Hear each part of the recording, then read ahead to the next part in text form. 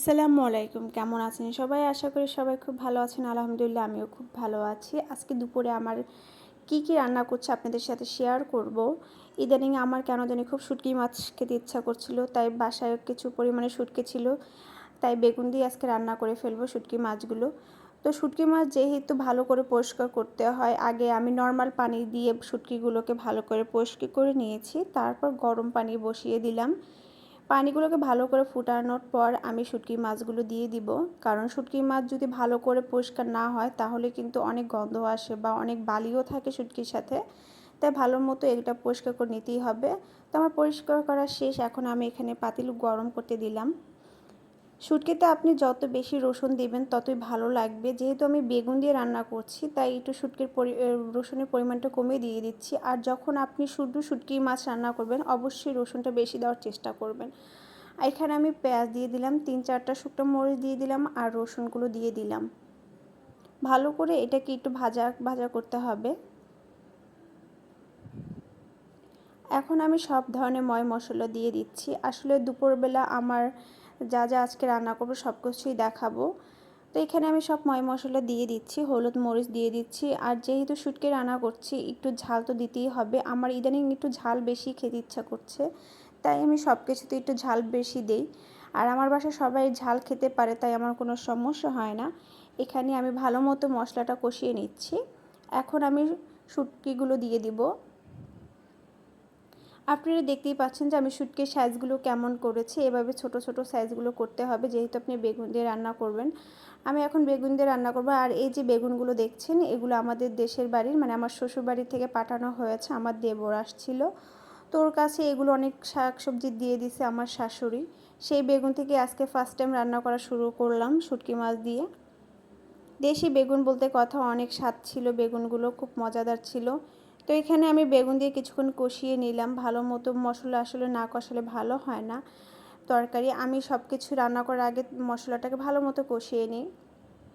এখানে যেহেতু বেগুন দিয়ে রান্না করছি তাই এটাকে বেশি নাড়াচাড়া করা যাবে না, আলতোভাবে নাড়াচাড়া করে দিতে হবে, না হলে বেগুনগুলো বেশিরভাগই গলে যাবে। কষানোর পর বেশি পরিমাণে পানি দেওয়া যাবে না। এখানে আমার কষানো শেষ তাই আমি অল্প পরিমাণে পানি দিয়ে দিচ্ছি।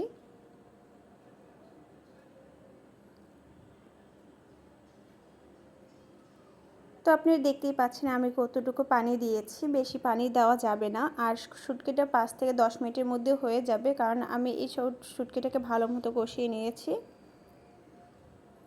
পানি দেওয়ার পর আমি একটু ঢেকে দিলাম। 10 মিনিট পর আবার এই তো আমার হয়ে গেল শুটকি রান্না প্রায় শেষের দিকে। এখন আমি ধনিয়া পাতা কিছুটা দিয়ে দেব।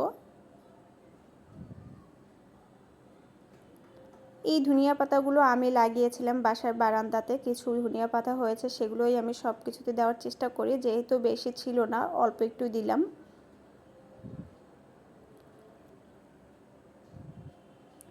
তো ফার্স্টে আজকে আমি শুটকি মাছ রান্না করে ফেললাম। এখন আমি অন্য জিনিসগুলো রান্না করে ফেলবো। আর আমি বেশি ঝোল রাখিনি, মাখা মাখা ঝোল রেখেছি। এটাই আমার শুটকি মাছের জন্য খুব ভালো লাগে। আর এই যে এখানে লইটা মাছগুলো আমি এর আগে রান্না করেছিলাম, কিন্তু আজকে আমার হাজব্যান্ড বলেছে একটু ফ্রাই করার জন্য।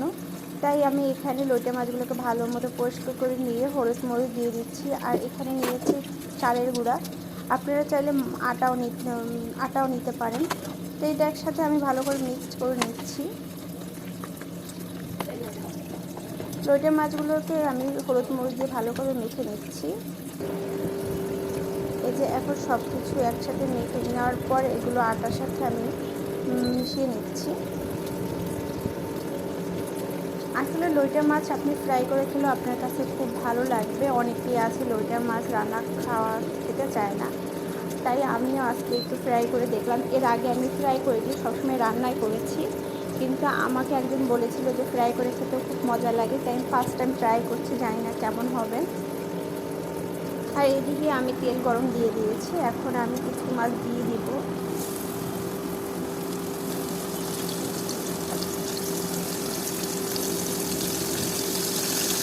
আর লইটা মাছগুলো এত নরম ছিল যে আমার ধোয়ার সময় অনেক সমস্যা হয়ে গিয়েছিল। যখন মাছ বেশি নরম থাকবে তখন অবশ্যই এভাবে ভাজার চেষ্টা করবেন, না হলে অনেকটা ভেঙে যাবে। তাই আমি একটু সাবধানে ভেবেছিলাম যাতে না ভেঙে যায়, এমনিতে মাছগুলো অনেক বেশি নরম ছিল। আর আমি যখন ভাজতেছিলাম তখনও খুব সাবধানে ভাজতেছিলাম, কারণ মনে হচ্ছিল ভেঙে যাবে। আর পরে যে তেলটা ভালো মতো গরম করে নেবেন, না হলে মাছগুলো ভালো মতো ভাজা হবে না। তো এখানে আমি মোটামুটি ভাজা শেষ করে নিচ্ছি। এইভাবে ভালো মতো ভেজে নিতে হবে, যেহেতু এটা শুধু ফ্রাই করে খাবো তাই ভালো মতো ভেজে নিতে হবে।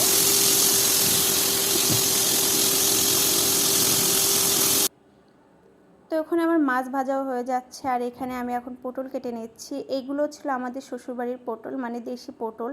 আমার শ্বশুর শাশুড়ি এগুলো নিজেরা চাষ করে, তো তাদের হাতের পটলই বলতে গেলে। তো এখানে এই পটলগুলো আমি ভালো মতো কেটে নিচ্ছি। আজকে পটল ভাজাও করব, আর কিছু শাক ভাজাও করব, সবই আপনাদেরকে ভিডিওর মাধ্যমে আমি দেখাবো। আজকে দুপুরে খাওয়াটা খুবই সুন্দর ভালো ছিল, আমার কাছে মনে হচ্ছে যে খুব পেট ভরে খেয়েছি অনেক দিন পর।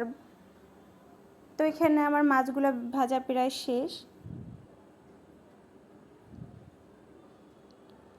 এই যে মাছ ভাজা শেষ, এখন আমি পটলের গায়ে হলুদ মরিচ দিয়ে দিচ্ছি, ভালো করে এখন মেখে নেব। পরিমাণ মতো লবণ দিয়ে দিচ্ছি। ভালো করে মাখানো হওয়া অবধি আমার আরও বাকি কিছু মাছ ছিল, সেগুলো এখন আমি দিয়ে দিব। এই যে সেই বাকি কিছু মাছ ছিল, আরও কয়েকটা মাছ আছে, সেগুলো আমি এখন ভেজে নিব। গরম ভাতের সাথে আসলে এই সব মাছ ভাজা, পটল ভাজা, শাক ভর্তা যাই বলুন না কেন খুবই ভালো লাগে। আমি চেষ্টা করি সবসময় একটু গরম ভাতের সাথে এগুলো খাওয়ার। তো আমার মাছ ভাজা এইখানে শেষ, এখন আমি পটলগুলো ভেজে নিচ্ছি। কার কার কাছে পটল ভাজা ভালো লাগে অবশ্যই কমেন্টের মাধ্যমে জানাবেন। আমার তো খুবই ভালো লাগে, বিশেষ করে গরম ভাতের সাথে। আর এখানে কিছু কলমি শাক আছে, আমি ফার্স্টে বলেছিলাম যে আজকে আমি কলমি শাকও রান্না করব। আমি এই শাকগুলো রান্না করব আমার শ্বশুরবাড়ি যেভাবে আমি খেয়েছি সেভাবেই রান্নার চেষ্টা করব। আমার শ্বশুরবাড়ি আমি যখন শাকটা খেয়েছি আমার কাছে সত্যি খুব ভালো লেগেছিল। আমার ফার্স্টে তারা পেঁয়াজ মরিচ দিয়ে রসুন দিয়ে আগে ফার্স্টে একটু রান্না করে নেয়, মানে ভেজে নেয়। তারপর উঠানোর পর যেভাবে আমরা আলু ভাতে বানানোর সময় পেঁয়াজ মরিচ মেখে নিই, সেভাবে মেখে নিয়ে তারপরে এই শাকগুলো আবার ওগুলোর সাথে মিশিয়ে নেয়। খুবই ভালো লাগে, তাই আমিও একবার ট্রাই করলাম, দেখি কেমন হয়। তো এখানে আমি ফার্স্টে পেঁয়াজ আর মরিচ দিয়ে দিলাম। ভালো করে একটু ভাজার পর তারপর আমি শাকগুলো দিয়ে দিব।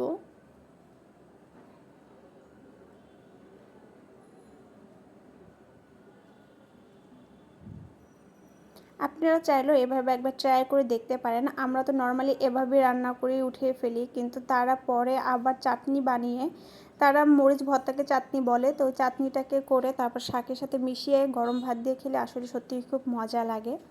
তো এখানে আমি ভালো করে এটা ভেজে নিচ্ছি, নাড়াচাড়া করে নিচ্ছি যাতে পুড়ে না যায়।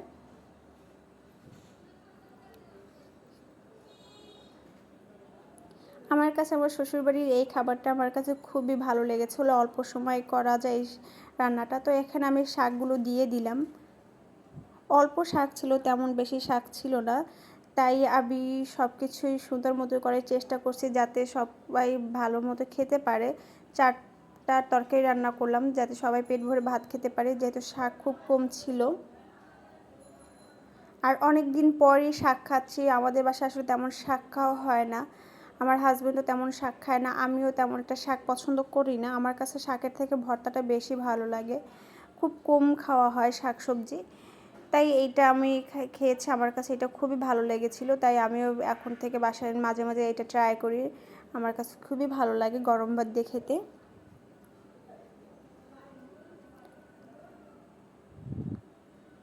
তো এটাকে কিছুক্ষণে ঢেকে রাখলাম, না হলে ভালো মতো সিদ্ধ হবে না।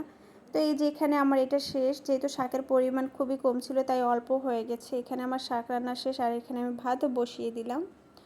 তো আজকে আমার এই রান্না ছিল দুপুরবেলার। কেমন লেগেছে আমার রান্নাগুলো অবশ্যই কমেন্টের মাধ্যমে জানাবেন। আজকে আমি শুটকি মাছ রান্না করেছি, লইটা ফ্রাই করেছি, আর পটল ভেজেছিলাম, আর এই যে সেই শাক ভর্তা।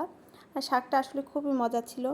তো সবাই আমার ভিডিওটা দেখবেন, আর কেমন লেগেছে অবশ্যই কমেন্টের মাধ্যমে জানাবেন। তো সবাই সুস্থ থাকবেন, ভালো থাকবেন, আল্লাহ হাফেজ।